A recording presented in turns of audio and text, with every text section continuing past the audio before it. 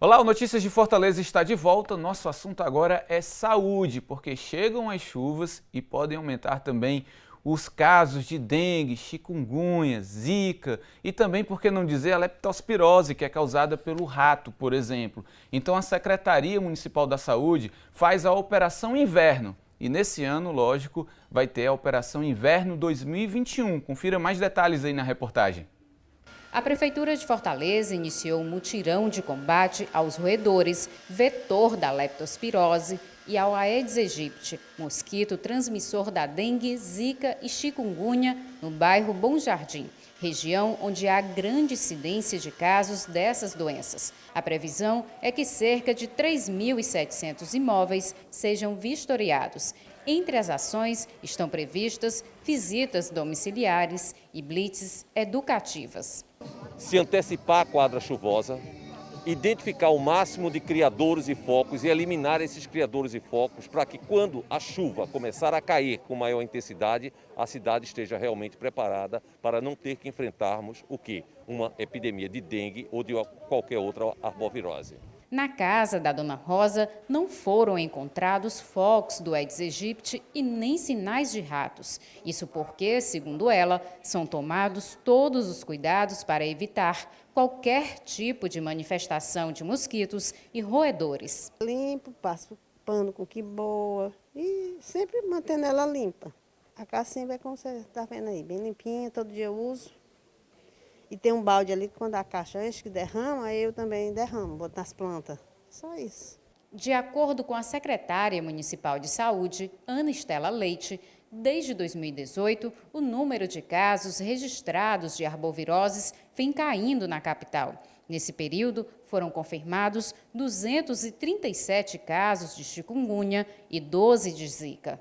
A gente crê que todo o trabalho que foi feito para a Covid-19, ano passado, com as pessoas ficando mais nos seus domicílios, reduzindo os deslocamentos para a cidade, foram fatores que também influenciaram na redução do número de casos de arboviroses em 2020. A ação de combate às arboviroses ela é permanente, Nós temos um comitê intersetorial de enfrentamento às arboviroses, que foi criado em 2017 e desde então ele vem se reunindo mensalmente e envolve toda a intersetorialidade. É isso aí, importantíssimo, né? E para falar mais sobre esse assunto, convidamos o coordenador de controle de endemias, Carlos Barbosa, lá da Secretaria Municipal da Saúde. Muito bem-vindo, Carlos Barbosa, aqui ao nosso Notícias de Fortaleza, doutor. Tá, eu só corrigi aqui porque o Carlos não pôde vir, eu sou o gerente da Vigilância Ambiental. Ah, desculpa. Mas tranquilo, sem Perdão, problema. Carlinho é da desculpa. nossa equipe lá. Então um abraço para o Carlos, né? Desculpa, como é que vai funcionar a Operação Inverno? Na realidade, a operação ela inicia um ano anterior. Então, o que é que a gente percebeu de uns anos para cá? Primeiro, a Prefeitura começou a tentar trabalhar cada vez mais, fazer um trabalho baseado em informações. Então, a gente percebeu que a população, a gente comunicava muito bem, ela se preocupava muito no período chuvoso, obviamente também porque, em geral, é onde os casos aumentam e ela tem essa massificação maior das informações e a preocupação. Quando caía depois da quadra chuvosa, que o número de casos ele cai, a população também deixava um pouco, se desligava um pouco da preocupação com as arboviroses. Então o que é que a gente faz? Já em setembro, no segundo semestre, a gente prepara, faz um mapeamento de risco, que é justamente tentar identificar quais são aquelas áreas, os bairros, os locais que tem uma preocupação maior para a gente no início da quadra chuvosa e a gente vai até esses bairros e esses locais e faz esse trabalho que foi muito bem falado pela doutora Ana Estela e pelo doutor Nélio, ou seja, tenta eliminar os criadouros em potencial, tenta comunicar melhor com a população e assim, quando começar realmente a incidência maior das chuvas, a gente não tenha esses locais que serviriam de criatórios para a reprodução e para a postura dos ovos do Aedes. É certo. E agora pela manhã, a gente teve um mutirão no bairro Bom Jardim? Isso, dando continuidade. Dando continuidade, hoje de manhã a gente teve no Bom Jardim. Então, no Bom Jardim, a gente pactuou de tentar hoje atingir 3.700 imóveis no bairro. A gente conseguiu até o final, comecinho da tarde, agora o fim da manhã, visitar aproximadamente 1.650 imóveis e teve vamos dizer assim, não conseguiu acessar cerca de 1.150 imóveis. Isso porque são imóveis que estão fechados, as pessoas saem para trabalhar, ou porque está para alugar e a gente não sabe. Esse movimento da cidade de imóvel é muito dinâmico. Então a gente fez uma cobertura muito boa e o que a gente chama que não consegue acessar fica como pendência para a gente voltar e tentar realmente adentrar o imóvel e ver se tem algum problema. Até porque, vamos colocar imagens, de repente a gente tiver alguma imagem do que a gente teve hoje no VT aí, me explica, qual é a função desse colaborador aí, por exemplo? Aqui é o que a gente chama de equipe da UBV. Certo. Na realidade, é a equipe que trabalha com controle químico. Essa equipe que trabalha com controle químico, ela identifica qual é a área, por exemplo, que tem um terreno fechado, um local onde é de difícil acesso, ou uma casa, por exemplo, um quarteirão que teve casa e ela tenta fazer a borrifação de produtos químicos específicos para eliminar o mosquito adulto, que a gente chama que é o alado. Então, esse equipamento ele tem realmente um veneno que ele não causa potencial ao humano e a outros animais, mas praticamente para o mosquito e outros insetos, e que ele faz a eliminação desse mosquito na fase adulta. Então, os agentes, né, da vigilância sanitária vão lá, batem na porta dos moradores, por exemplo, hoje de manhã foi no caso do Bom Jardim. Isso. Entram lá e identificam os pontos que possivelmente pode haver uma reprodução ali do mosquito, é isso? Perfeito. O agente ele entra dentro de casa, ele comunica com o cidadão, ele faz toda a abordagem, pode ser uma abordagem de um agente que a gente chama do focal, que é quem busca realmente focos, ou pode ter um mobilizador e educador social, que ele vai dar mais uma abordagem, vamos dizer assim, no sentido educativo, para a pessoa ter cuidado com a sua casa, com o vizinho, com outros locais e ficar atento. Mas ele busca também essa questão dos focos. Quando ele identifica um local que possa ser foco, se ele encontrar realmente alguma fase do mosquito que a gente chama, pode ser uma larva, por exemplo, Sim. ele coloca um produto químico, que aquele produto químico vai eliminar aquela larva dali e por um bom tempo, se algum outro mosquito chegar, fizer a postura dos ovos e vierem a eclodir, ele não vai se desenvolver porque aquele produto ele tem realmente um tempo de atuação ali que dá uma segurança. Entendi. Agora, por que o Bom Jardim? Por que essa preocupação com o grande Bom Jardim? O Bom Jardim, para nós, historicamente no município de Fortaleza, ele é um bairro crítico para as arboviroses. A gente tem, por exemplo, em 2017, o ano da chikungunya, ele foi o bairro que teve mais casos de chikungunya na cidade de Fortaleza. Foi mesmo? E de Foi. todos os bairros de Fortaleza? Todos os bairros de Fortaleza. Mas, afora disso, historicamente, nos últimos anos, ele é um dos bairros que sempre mantém um índice muito alto. Na Regional 5, a gente pode dizer que ele sempre se mantém ali nas primeiras colocações da quantidade de casos naquela regional. Então ele é um bairro muito adensado, imóveis pequenos, muito próximos uns aos outros. Então é um bairro que sempre mantém uma sustentabilidade quando se inicia essa questão dos casos realmente de dengue a circular no período certo e que para a gente é uma preocupação e por isso que toda vez ou todo ano ou sempre que possível a gente realmente dá um enfoque para o Bom Jardim, porque a gente entende que lá pode ser um bairro que, se negligenciado, ele pode servir de berçário para uma reprodução e uma propagação muito mais intensa de arbovirose no estado do Ceará, no município de Fortaleza. Não tem como aceitar uma pandemia, né? Por exemplo, de dengue, que é uma doença muito cruel, que mata, inclusive, já que a gente já está vivendo uma pandemia também muito grave, né, em termos mundiais, e que ocupa também cada vez mais os hospitais, né? Você juntar uma pandemia na outra, então a população tem que ficar atento. Por exemplo, aí, doutor, a gente vai, durante o Notícias de Fortaleza hoje, no último bloco eu vou pedir para que você dê dicas de como evitar isso, mas já pode adiantar umas, porque eu acho que quanto mais a gente falar, melhor, né? Perfeito. O que é que a gente pode chamar a atenção da população? Você falou de foco, que o agente ele entra dentro da Sim. casa.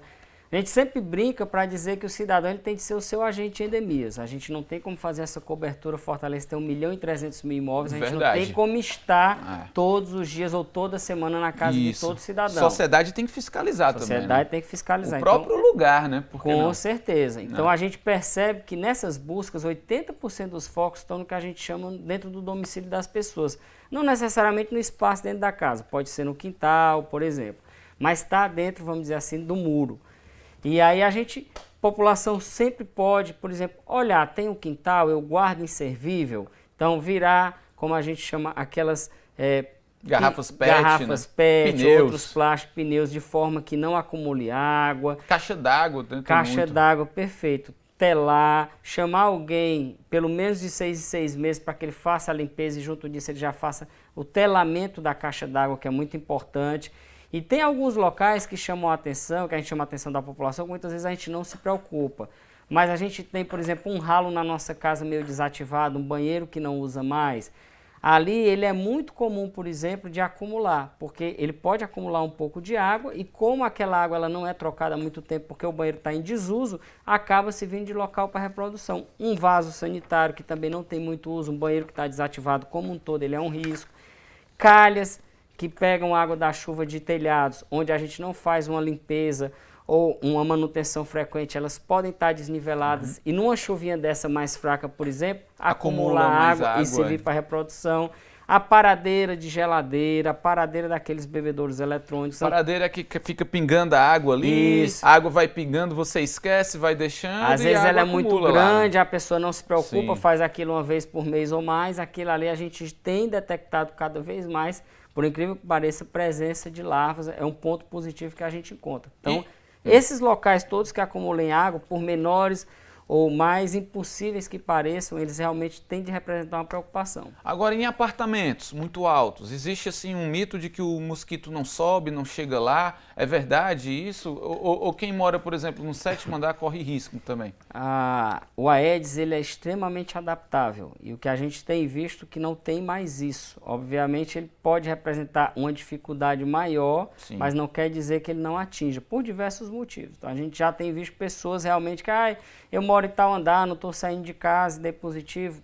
Possivelmente, de alguma forma, ele chegou lá, está se reproduzindo e às vezes dentro do próprio domicílio. Porque a gente ressalta aqui que os ovos do Aedes eles também são extremamente resistentes. Eles podem durar, por exemplo, mais de um ano, tranquilamente. É mesmo? Então às vezes você compra, por exemplo, um vaso ou leva um vaso de uma casa para outra, dá de presente. Aquele vaso ali pode estar com os ovos postos, você não vai perceber porque são realmente muito pequenos. Você coloca água, começa, por exemplo, a colocar uma planta, mas aquela água que colocou lá ajudou a eclodir. Como pode ter sido um ralo, ou ele pode ter chegado de uma outra forma. Então a gente tem que ficar atento que isso não representa mais segurança para ninguém. Verdade. Bem, o assunto aqui está muito bom, mas a gente faz um intervalo agora e volta já. Não sai daí.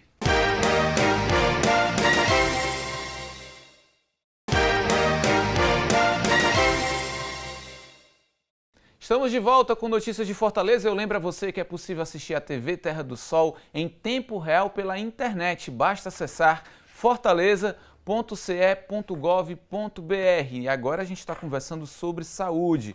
Chegam as chuvas, a quadra chuvosa e aí aumenta o risco de doenças como dengue, chikungunya, zika, né? E a Secretaria Municipal da Saúde faz uma operação e esse ano está fazendo a Operação Inverno 2021, intensificando a fiscalização e o cuidado para não deixar, né, que o mosquito da dengue se reproduza e espalhe essa doença que é horrível e que mata, né? E a gente está aqui conversando com o Francisco Atualpa, ele é gerente da vigilância, da Célula de Vigilância Sanitária de Fortaleza. Mais uma vez, muito obrigado, Francisco, pela sua presença aqui. E aí a gente tem essa operação de inverno que começou, digamos, teoricamente, né, vamos dizer assim, agora nesse mês de janeiro, porém as atividades continuam até quando? É variável, mas geralmente elas vão até fevereiro, no máximo começo de março. Vai depender muito de como está o andamento também. À medida que as chuvas começam, algumas com mais intensidade, algumas ações dessa operação elas ficam prejudicadas. Por exemplo, a ação do controle químico que a gente mostrou aqui, a gente não tem como efetuar na chuva. Na chuva. Entendi. Algumas ações de controle de roedores também com os produtos que a gente aplica para controle desses animais, eles não podem ser aplicados em todos os locais. Então, por exemplo, perto de leitos de rios, com muita chuva, se perde. Então, tem que ter essa maleabilidade. Ela é efetivamente, por isso que a gente começa ela no ano anterior, justamente para pegar o máximo possível dessa pré-chuva, mas de forma que a gente consiga trabalhar com efetividade. Então, até fevereiro a gente consegue fazer um bom trabalho. E depois de fevereiro, o que é que muda, basicamente? O trabalho ele continua basicamente o mesmo. O que muda é a forma de atuar, vamos dizer assim. Então, muitas vezes para roedores, a gente não consegue atuar com muita intensidade nessas áreas de risco, como por exemplo leitos de rios ou locais onde tem um fluxo de roedores ou a presença mais frequente. mas a gente pode atuar em locais cobertos, perto disso, mais com enfoque público, por exemplo, escolas, unidades de saúde ou outros. Para as arboviroses, esse trabalho focal da visita do agente, casa a casa, indo nos imóveis, ele continua. A grande diferença, vamos dizer assim, nessa história da operação é a mudança de foco, é tentar atingir uma área que ela possa representar um risco maior e uma população que precise naquele momento de um aporte mais específico, de um olhar e de uma atenção especial. Essa é a grande diferença, vamos dizer assim. Mas pelo que eu entendi, então, esse combate, né, a esses tipos de doenças dura o ano todo, não tem como, né? Na realidade, eles não param, é isso que a gente está explicando aqui. O que a gente faz é essa mudança de enfoque, é só a questão da estratégia do combate. Mas essa visita domiciliar, ela acontece todos os dias do ano, ela é diária, em todos os bairros de Fortaleza. O trabalho contra roedores, o controle químico, dependendo da situação, ele ocorre o ano todo. O que muda é a estratégia nesse momento, como eu falei. Então, a gente tem como mapear muita coisa. A gente mapeia, por exemplo, os índices de casos, que aí são os casos humanos, ou seja, a gente tem a vigilância epidemiológica ativa que faz isso. A gente mapeia pelos índices que a gente chama entomológicos, que aí é a vigilância ambiental que realmente faz. Então, ela vai nos imóveis, quando ela acha um foco, aquele imóvel naquele local ele é catalogado, ou aquele bairro, ou aquele quarteirão. A gente coloca armadilhas para ver como é que está a presença do que a gente chama do mosquito adulto naquela região. E quando a gente bate, obviamente, essas informações de forma cartográfica, fazendo um mapeamento e regionalizando, é que a gente, juntando todos esses dados, nos indica onde é que tem mais risco, onde é que tem menos risco, e para a gente possa polarizar as nossas ações de forma mais sustentável. Doutor, você falando assim soa como uma guerra, né? Soa como uma estratégia de guerra, na verdade. É bem por aí, né? Porque eu acho que é um grande inimigo, né? Que a população precisa ajudar, como você falou. Perfeito. O que a gente faz realmente é dizer assim, é um grande exército, que são os agentes de endemias, né? Então eles atuam diariamente nesse sentido, ou seja, a gente divide ele entre focal, entre os mobilizadores sociais, porque a gente sabe que a prefeitura detectou isso há muito tempo. Que é uma guerra, e por isso que tem que envolver realmente a população e outros segmentos. Quando a doutora Ana Estela fala da criação do comitê muito bem, que foi uma jogada de mestre, um golaço realmente do prefeito à época, Roberto Cláudio, era porque naquele momento realmente se percebeu que a saúde só ela não consegue dar conta da situação. Por mais que a saúde tenha os agentes, tenha os instrumentos, comunique, esse trabalho coletivo ele é muito importante. Então, quando ele criou o comitê, foi justamente para isso, para que todas as secretarias elas pudessem desenvolver ações, mostrar preocupação e que pudessem estimular, criar instrumentos para poder todos juntos fazer esse combate. Então, a gente teve, por exemplo, as escolas criando gincanas, criando livros lúdicos, teve a criação do detetive Marcelinho contra o Aedes, que ensinava as crianças como identificar focos, como combater. Outras secretarias criaram programas, a época regional 1 criou, por exemplo, um programa com a terceira idade para ajudar no combate na comunicação nas comunidades. Então, essas estratégias, a gente pode dizer, essa integração que foi criada, ela auxiliou bastante para que a gente tivesse, por exemplo, nos últimos 2 anos, 19 principalmente, as maiores epidemias de dengue no Brasil e Fortaleza não tivesse sofrido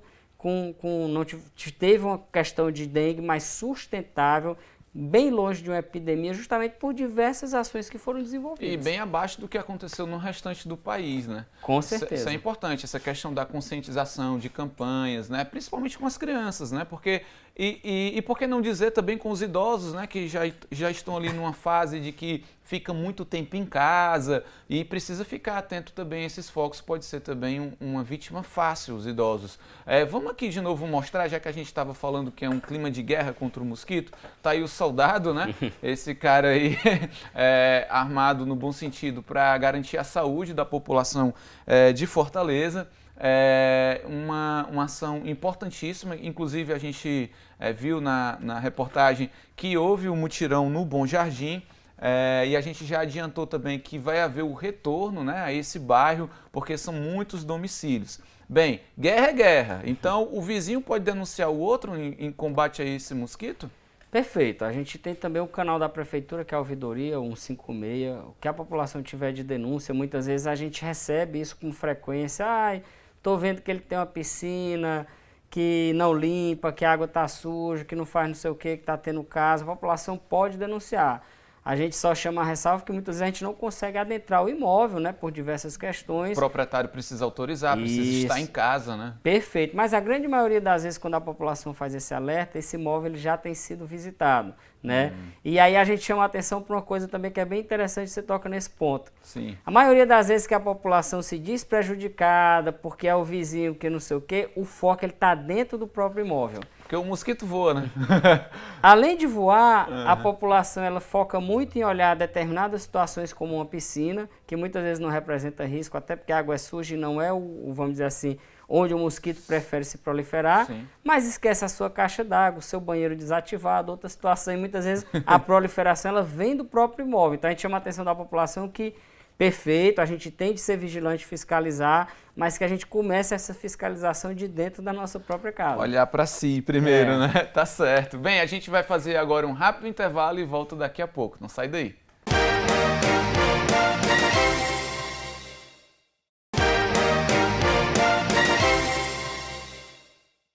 Estamos de volta. Eu estou ao lado do Francisco Atualpa, gerente da Célula de Vigilância Ambiental de Fortaleza. Obrigado mais uma vez aqui pela sua presença. A gente está no nosso último bloco aqui do Notícias de Fortaleza. E esse trabalho todo de fiscalização, de combate ao mosquito, tem parceiros? Tem muitos parceiros. A gente todo ano renova as parcerias, vamos dizer assim. Então, Fora a população, né? Fora a população, a gente tem entidades públicas e privadas. Então, a gente tem as entidades públicas básicas dentro da prefeitura, ou seja, a gente trabalha com vigilância ambiental dentro da Secretaria de Saúde. Mas a gente tem a Secretaria de Educação, a AGFIS, as secretarias regionais, a Secretaria de Conservação e Limpeza, Urbanismo da Prefeitura. Então, todos esses são parceiros numa ação como essa, por exemplo, do mutirão. Então, hoje, a gente teve uma integração maior, então, uma intensificação de coleta de lixo, uma intensificação de ações de educação e mobilização social e outras que a gente pudesse realmente dar um suporte maior para todas as ações e ao bairro como um todo, né? Vocês chegam com todos esses parceiros e sistematizam a função de cada um para chegar ao objetivo final, né? Perfeito. A gente faz realmente uma integração de ações para que elas todas integradas, elas no fim tragam como resultado realmente uma situação mais satisfatória como um todo para o território. Então, no dia a dia também, ou seja, a gente tem outras parcerias até com entidades privadas, mas que vão mais em outros sentidos. Então, por exemplo, a gente faz muita parceria com a questão dos sindicatos de imóveis, ou de aluguel, ou de construção, e a gente faz treinamentos em canteiros de obras, fiscalizações, formação de brigadas, que são uma equipe de combate dentre os trabalhadores, por exemplo, que estão no canteiro de obras, para que eles possam sistematicamente estar fiscalizando se não tem nenhum canto que possa estar servindo de criador, né? Então, a gente tem realmente uma integração com diversos setores para facilitar realmente e para dar uma melhor situação sanitária nesse sentido ao município. Tem que ser, não tem como, né? Agora, em caso de sintomas, né? A pessoa está ali, está sentindo sintoma, e aí tem esse agravante da Covid, que também mistura um pouco com esses sintomas da dengue, são parecidos, inclusive, né? E a população faz o quê? O que é que a gente orienta hoje, né? A população, não só para Covid, ou para dengue, ou para qualquer coisa, ela tem de buscar o atendimento médico. Então, ela tem de buscar a unidade de saúde, a porta de entrada da população é a UAPS. Ela procura a unidade mais próxima da sua casa, ela faz um referenciamento a quem for atendê-lo, ou seja, ao médico, ao enfermeiro, e ele, obviamente, vai dar o direcionamento. Mesmo com essa questão da pandemia, a gente chama sempre a atenção dos cuidados, ou seja, máscara, álcool em gel, respeitar o distanciamento. Sim. Mas ela não pode negligenciar, como você falou, é uma doença que mata. Sim. Então, a dengue ela pode realmente causar um óbito. Então, a população, qual é o nosso principal temor, vamos dizer assim, com relação à arbovirose esse ano? É a reintrodução do dengue tipo 2, que ela já vem entrando em Fortaleza e sendo isolada desde 2019, 2020 também, mas obviamente tem uma população suscetível a esse sorotipo muito grande.